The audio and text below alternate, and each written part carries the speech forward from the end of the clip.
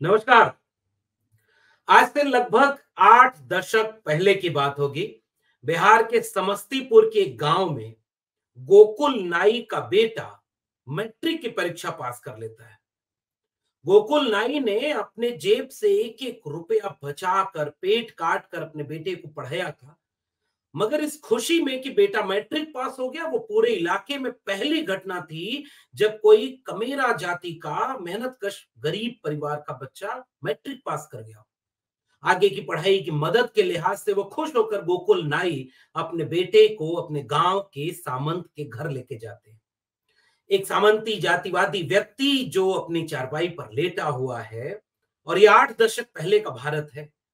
जब गोकुल नाई बताते हैं अपने बेटे के बारे में कि बेटा आपसे कुछ कहने आया है, बेटा बोलता है कि मैं मैट्रिक पास कर गया।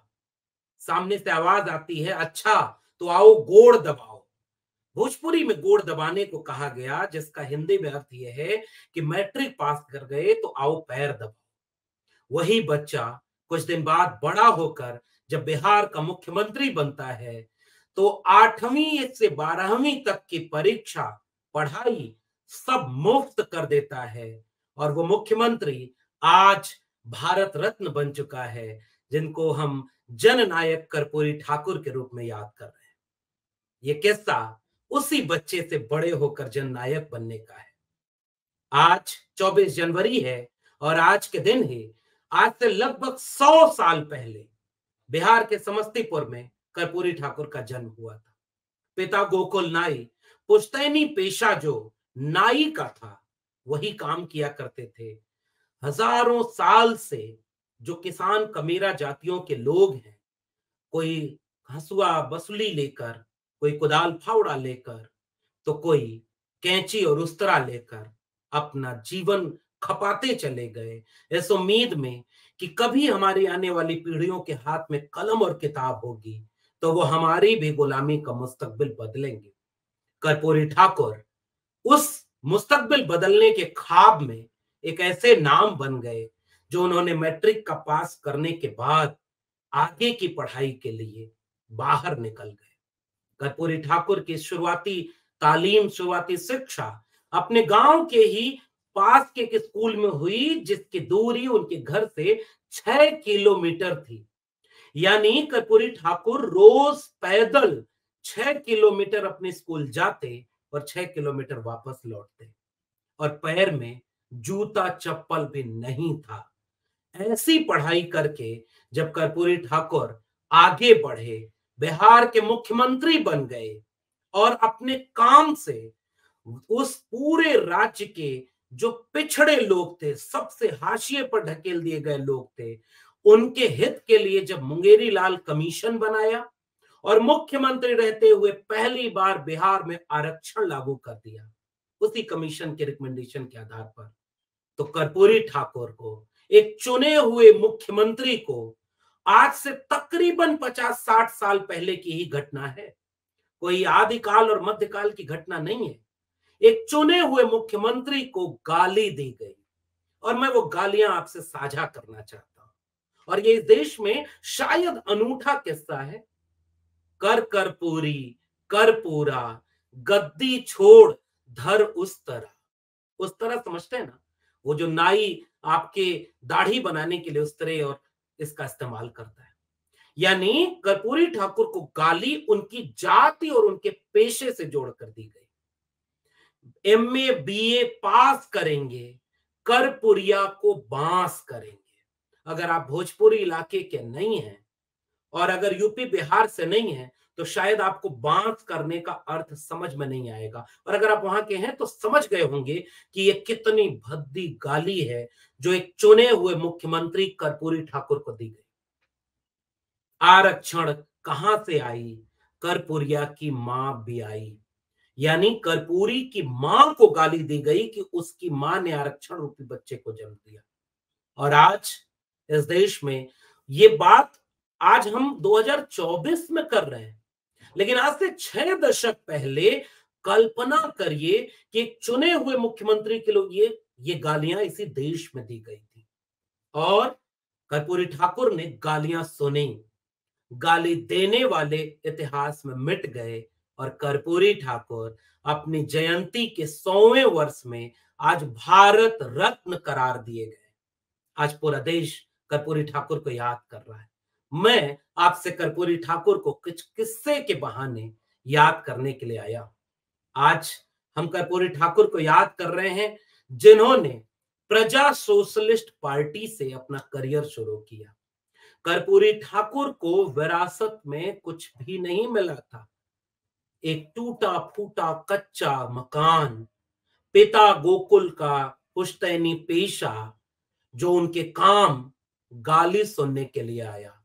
कर्पूरी ठाकुर को उनके पिता ने विरासत में और कुछ नहीं दिया। हाँ, इतना जरूर दिया कि कर्पूरी ठाकुर के हाथ में कलम पहुंची। मगर हाँ, बिहार की समाजवादी विरासत ने कर्पूरी ठाकुर को बहुत कुछ दिया। वो डॉक्टर राम मनोहर लोहिया को अपना राजनीतिक गुरु मानते थे। वो जयप्रकाश नारायण के आसपास काम करने वाले थे। वो जंगे आजादी में जेल गए थे। कर्पूरी ठाकुर बिहार की सामाजिक न्याय और समाजवादी विरासत को पाए हुए थे। उन्होंने राजनीति का सफर शुरू कर दिया। पढ़ाई लिखाई से आगे बढ़ करके उन्होंने ये समझा कि हम अगर सियासत में नहीं जाएंगे तो हम अपने समाज का, अपने लोगों का बहुत भला नहीं कर पाएंगे। प्रजा सोशलिस्ट पार्टी के टिकट पर कई बार चुनाव लड़ा और उससे बिहार के राजनीति से होते हुए आज भारत रत्न के सफर को तय किया। शुरुआत एक किस्से से करता हूं कि कर्पूरी ठाकुर होने का मतलब क्या है। बात 1952 की है, जब पहली बार कर्पूरी ठाकुर विधायक चुने गए थे। तो उन्हीं दिनों बिहार के विधानमंडल की एक कमेटी बनी। उस कमेटी के सदस्य कर्पूरी ठाकुर भी थे। उस कमेटी के प्रतिनिधि मंडल को ऑस्ट्रिया जाना हुआ। ऑस्ट्रिया जाने पर उनके लिए एक मुश्किल आई कि उनके पास विदेश जाने के लिए कोट नहीं है। अपने मित्र से कोट मांगा और मित्र ने जो कोट दिया वो फटा हुआ था। मगर वही फटा कोट पहनकर 1952 में पहली बार विधायक चुने गए कर्पूरी ठाकुर ऑस्ट्रिया पहुंचते हैं। वहां के यूगोस्लोवाकिया के प्रमुख मार्शल टीटो ने जब उनका फटा कोट देखा तो आश्चर्य से पूछने लगे कि भारत के नेता आज भी इस तरह से। उन्होंने कर्पूरी ठाकुर को एक कोट गिफ्ट में दिया था। और इससे आगे बढ़ करके एक और किस्सा लगभग 1970 से 80 के दशक का सुनाना चाहता हूं, जब कर्पूरी ठाकुर बिहार के 2 बार मुख्यमंत्री रह चुके थे। और उस समय एक बार जननायक जननायक जेपी जयप्रकाश नारायण का जयंती मनाई जा रही थी और साल था 1977। पटना के कदम कुआं स्थित चरखा समिति भवन में यह आयोजन था, जिसमें चंद्रशेखर, जो बाद में चल करके देश के प्रधानमंत्री बने, वह भी आए हुए थे। कर्पूरी ठाकुर जो मुख्यमंत्री थे और मुख्यमंत्री रहते हुए कर्पूरी ठाकुर का कुर्ता फटा हुआ था, चप्पल किनारे से टूटी हुई थी। यह देखकर चंद्रशेखर हंसने लगे और खड़े होकर उन्होंने कहा कि एक एक नेता ने जब टिप्पणी की कि किसी मुख्यमंत्री को ढंग से कपड़ा लत्ता पहनने के लिए कितना वेतन चाहिए होता है, सब मजाक उड़ाने लगे। चंद्रशेखर अपनी सीट से उठे और अपना कुर्ता सामने करके फैला दिया और कहा कि कर्पूरी जी के कुर्ता फंड में आप सब दान करिए।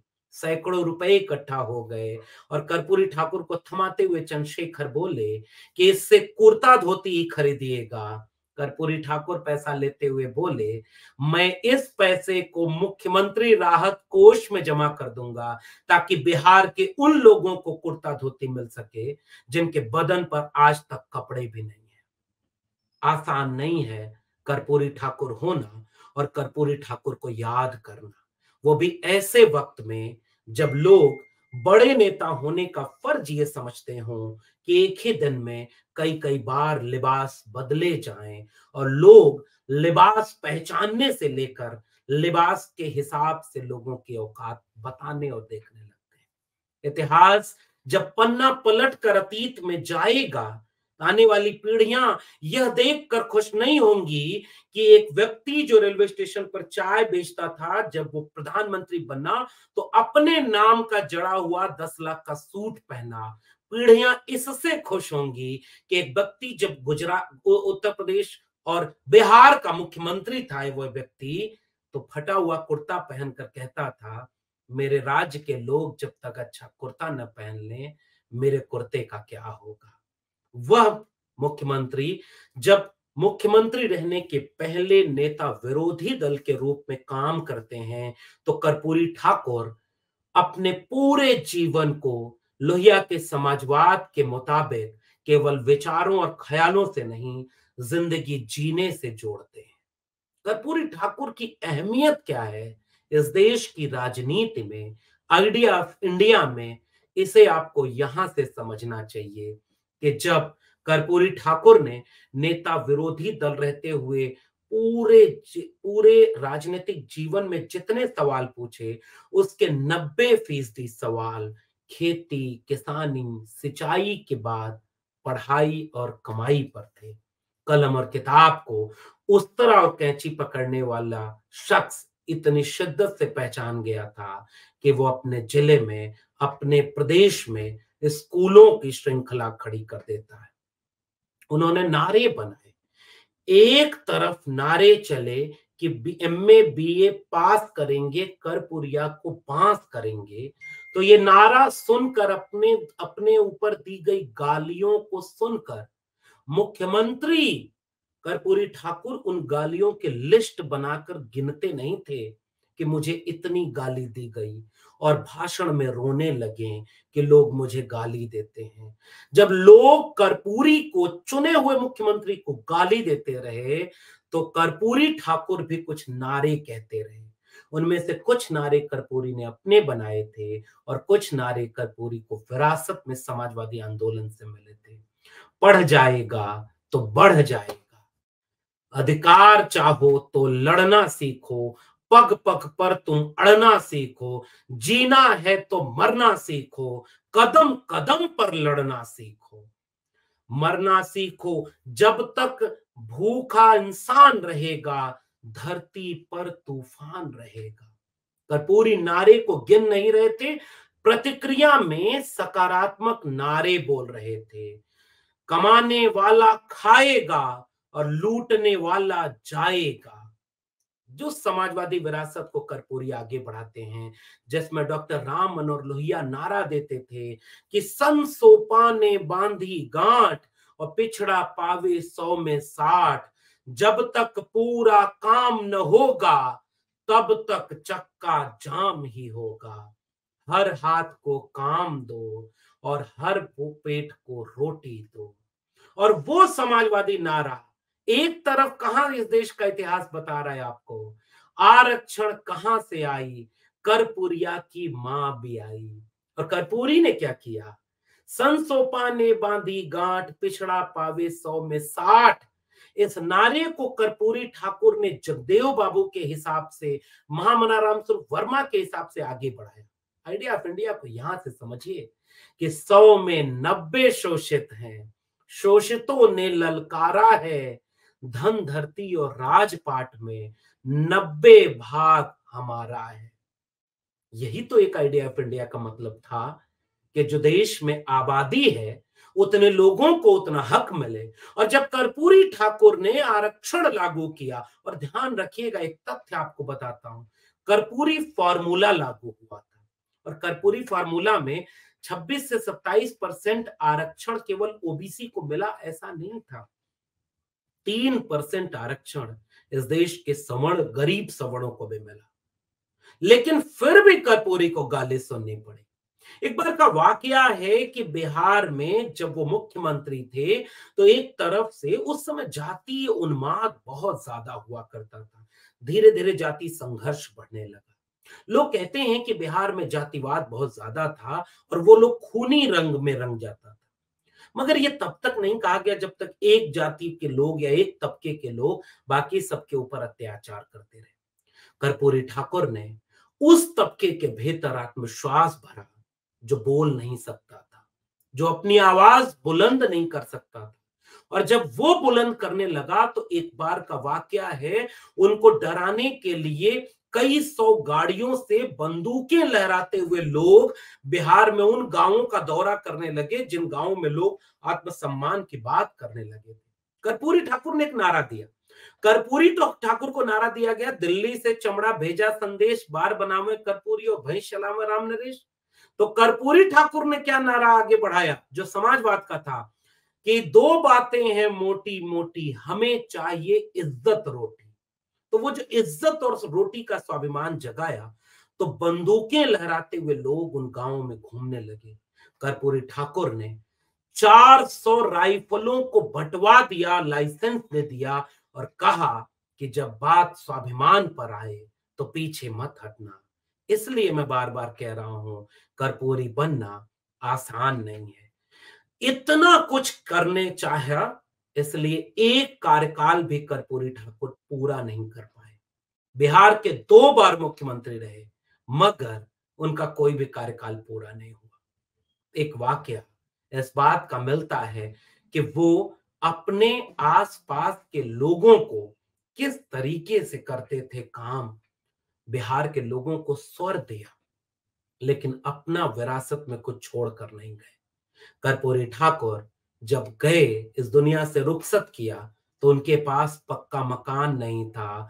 और जब हेमवंती नंदन बहुगुणा जो उत्तर प्रदेश के मुख्यमंत्री थे, उनके निधन के बाद उनके गांव पहुंचे, तो ये देखकर फूट फूट कर रोने लगे कि एक व्यक्ति जो बिहार में कई बार विधायक रहा हो, नेता विरोधी दल रहा हो और 2 बार बिहार का मुख्यमंत्री रहा हो, उस व्यक्ति के पास रहने को अपना पक्का मकान नहीं था।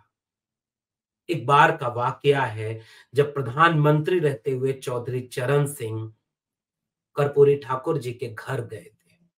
जब कर्पूरी जी जिंदा थे, तो चौधरी चरण सिंह जब उनके घर पहुंचे, तो कर्पूरी ठाकुर के घर का दरवाजा इतनी कम ऊंचाई का था कि चौधरी चरण सिंह चूंकि लंबे भी थोड़े थे कद में, तो उनका सर उनके दरवाजे से टकरा गया। वो पश्चिमी उत्तर प्रदेश की खांटी शैली में चौधरी चरण सिंह ने उलाहना देते हुए कहा कि कर्पूरी, अपने घर के दरवाजे को थोड़ा ऊपर तो उठा दो, इसको बनवा कर नया घर ले लो। कर्पूरी ने कहा, जब तक बिहार के गरीबों का घर नहीं बन जाता, मेरा घर बन गया तो उससे क्या होगा। इसलिए मैं कह रहा हूं, आसान नहीं है कर्पूरी होना। ये बात लोगों तक पहुंची। कर्पूरी को चाहने वाले केवल गाली देने वाले लोग नहीं थे। मैं कहता हूं ना कि गाली देने वाले इतिहास में मिट गए।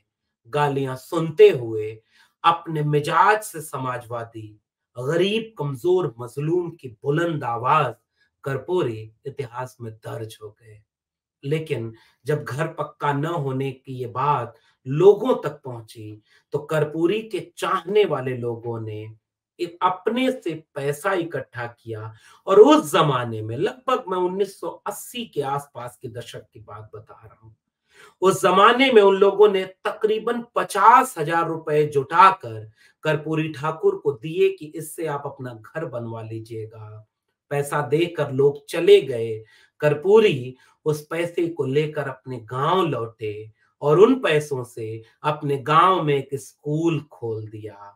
लोगों को बात पता चली, लोग सर पर हाथ फेरने लगे कि कर्पूरी होना आसान नहीं है।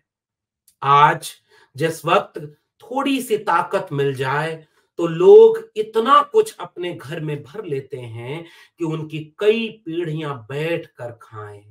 आज वे लोग भी अपने कार्यालय, अपने घर में अगर कुछ नहीं करते तो पूरे देश में अपनी पार्टी का कार्यालय बना देते हैं।